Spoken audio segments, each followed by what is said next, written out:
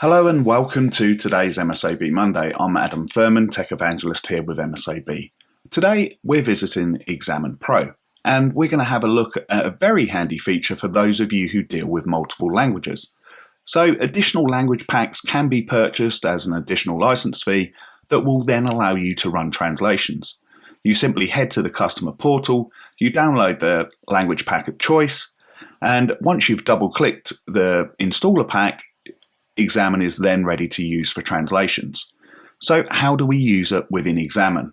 So we can simply go to a chat, we select the text, and we open the pivot menu. Now remember, the pivot menu is a right click that gives you various other functionality.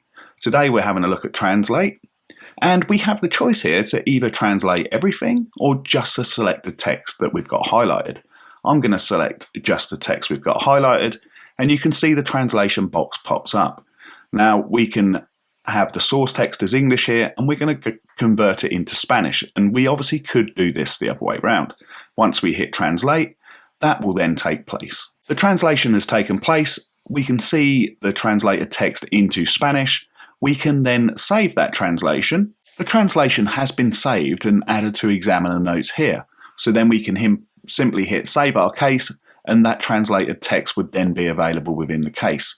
This could allow you to triage whether a case is worth hiring a translator for, which obviously comes at more considerable cost. We hope that you've enjoyed today's MSAB Monday and will join us again soon for some more hints and tips. Thank you.